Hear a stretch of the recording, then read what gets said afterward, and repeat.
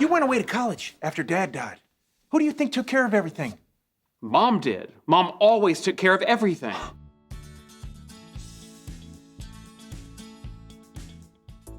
Number 10. When did Tam say he'd move to Caltech? In The Big Bang Theory, we meet Tam, Sheldon's high school best friend. We learn that the pair had a falling out. Well, at least Sheldon believes they did. You know what you did. Let me catch you up. He does not.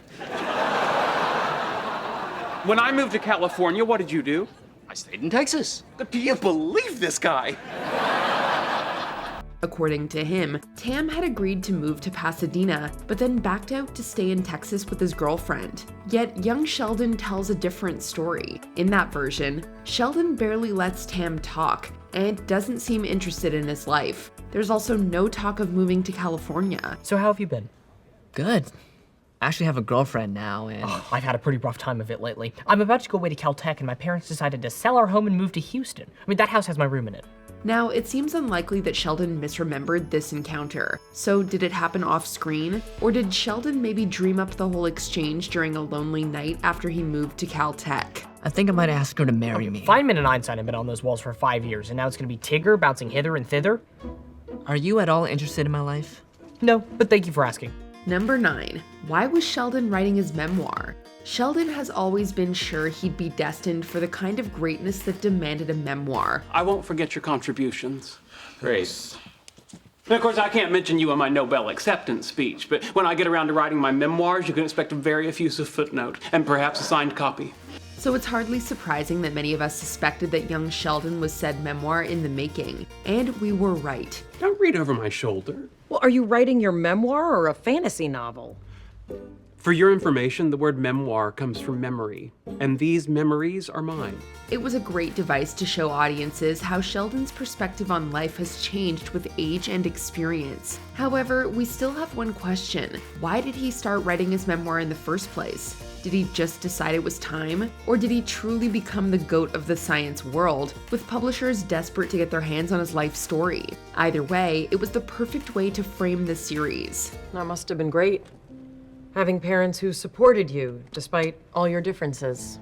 Oh, yes. Looking back, that was the ultimate gift. Number 8. Where's Veronica? When we first meet Veronica Duncan, she's a rebellious teen whom Georgie has a crush on, and Sheldon is tutoring. I'm tutoring her in trigonometry. And that gets you hugs? Thanks to me, she got her first C-. Just between us, she's a little slow. That's not what I heard. Veronica has a change of heart after visiting the church's Halloween heck house and decides to lead a Christian life, though that doesn't stop Georgie from pursuing her. They become friends, and it even seems like there might be something more between them. But as Georgie moves on, Veronica essentially disappears, never to be seen or heard from again. I didn't know you worked here. Well, haven't seen you in a while. Oh, you know Jenna from school? Yeah, of course. Hi. Hey. Maybe she earned enough money to go to college like she wanted. Narrator Sheldon tells us she devoted her life to her faith and helping others. So maybe she moved out of town to do that? She went on to live a life devoted to God, feeding the poor, even helping her sister start a literacy program for female prisoners. Number 7. Does Mary keep in touch with Pastor Rob? When we last saw Pastor Rob, he was weighing up a new opportunity in Arkansas. So you might stay? Well, it's a good opportunity, bigger congregation, but amidst the kids and friends I've made. Since he didn't come back for the final season, we can only assume that he decided to go for it. At first, he and Mary don't get off on the right foot, but they soon become good friends. And there's definitely some palpable tension between them. So did they stay friends after he moved? Was he there for her after George passed away? Did they perhaps grow even closer? What's going on here? Praying. We're praying. Just praying. In The Big Bang Theory, we learn that Mary is open to finding a new partner. Doesn't this contradict all the religious rules you've been espousing your whole life? You're right, it does. And it's something that I'm struggling with these days. Then why are you doing it? Because I'm not perfect, Shelley. And that man's booty is. So we have to wonder, was that partner ever Pastor Rob? Number 6. How did young Sheldon Connie become the Big Bang Theory Connie?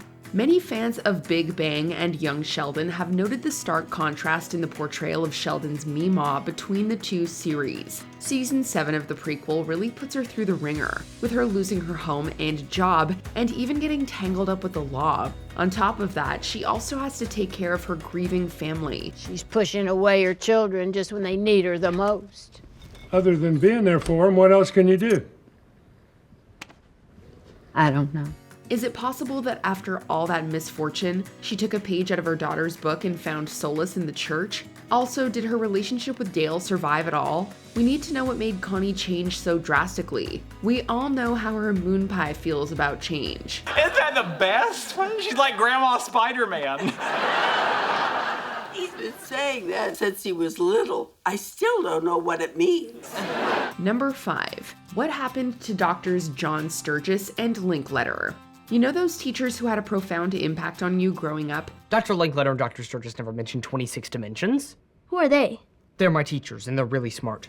I've never heard of them. Surely you've mentioned them at least once or twice in adulthood, right? Well, not Sheldon. Dr. Sturgis has been an invaluable mentor to Sheldon throughout most of the series. Well, just so we're clear, he's my mentor, he's my Meemaw's boyfriend, and he had spaghetti and hot dogs at my house. Meanwhile, Dr. Linkletter grew to tolerate him and even supported him later on. Yet they don't even get so much as a mention in the parent series. We know Sheldon doesn't like to share credit, but even he can't deny their impact on his life. You deserve the best education possible.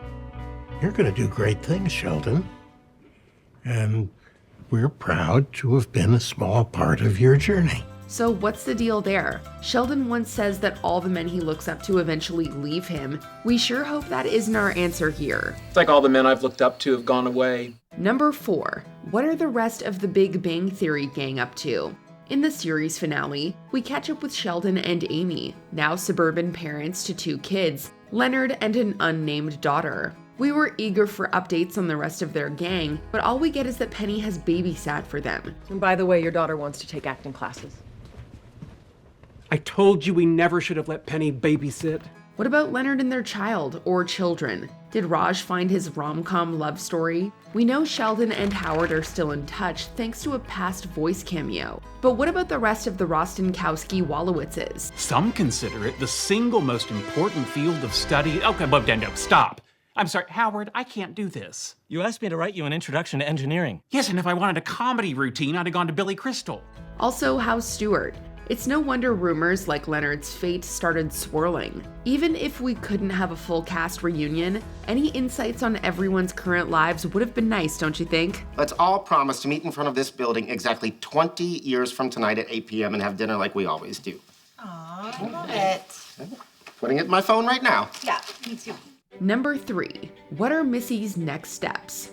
In The Big Bang Theory, we learn Missy is a hostess at Fuddruckers, has been through a divorce, and is separated from her second husband. He stayed home to watch their older son, so everything's fine. Stop it. We're separated. You don't say. Now back to young Sheldon. Missy might not have Sheldon's smarts, but she's highly intelligent in other ways, and has ample potential for a bright future. You are an insightful young lady. I don't know what that means, but thank you. It means perceptive. You see things most people miss. My name is Missy. Go figure. However, her rebellious nature, coupled with the impact of George's passing, seems to weigh heavily on her. Missy's often shown stepping up for her family, but Georgie implies she was of no help after their father died. With one brother set to thrive in the tire industry, and another on the path to a Nobel, what lies ahead for Missy? And is she, at the very least, happy? When I grow up, will I be a Dallas Cowboys cheerleader? Not likely. Darn it. Number 2. When did Georgie and Sheldon's rift begin? We know that at some point after George dies and Sheldon moves to Pasadena, he and Georgie stop talking. We haven't talked in over 10 years. Now that you need something, you think you can just show up at my store? Well, let's just drop everything to accommodate Sheldon. Heck, Sheldon never even mentions his niece. Sure, they weren't exactly best bros, but Georgie did look out for him now and then. However, as we learn, Georgie was left to pick up the pieces of their grieving family after Sheldon started Caltech. You went away to college after Dad died. Who do you think took care of everything? Mom did. Mom always took care of everything. Mom was a mess. Missy was a dumb teenager. I had to look after both of them. Now, that falls just outside the young Sheldon timeline, but we're still curious about what really went down between them. Did they have some huge blowout? Or did Georgie just silently stew while Sheldon carried on, clueless as always? I know life has been hard for you, but that don't mean it's been easy for the rest of us. I suppose I didn't think about how it was for everyone else. Well, that's all right. I know you didn't. We hope the new spin-off, Georgie and Mandy's First Marriage, will clear things up. Number 1, what happened to Paige? In season 2, we're introduced to Paige, another child genius who may be even smarter than Sheldon. I am. If that was true, then how come my pizza's still in my stomach and yours is in the fountain? What good is being smart if you're all alone? Sadly, her parents' divorce takes its toll, sending her down a tough road. While Sheldon thrives in college, Paige feels pretty alone. The last time we see her, she's run off with Missy in George's truck. I'm only 13. I stole my dad's truck, and we didn't pay for breakfast at the diner. We just left. Okay. And who is this? My cousin, Ginger. Unfortunately, McKenna Grace's schedule meant she couldn't return for the final season. Plus, showrunner Steve Holland said they felt Paige's story was complete. Well, the fans beg to differ. We want to know what happened to her. Did she find her place in the world? Is she happy? Really, we just need someone to tell us she's okay. So what name are you gonna pick? I'm thinking Ginger. That is so good. Ginger's not a boring scientist. Ginger's fun. She's alive. Are there any unanswered questions you wish had been addressed? Let us know in the comments. Answers are all well and good, but a real scientist loves the thrill of the chase. Do you agree with our picks? Check out this other recent clip from Ms. Mojo and be sure to subscribe and ring the bell to be notified about our latest videos.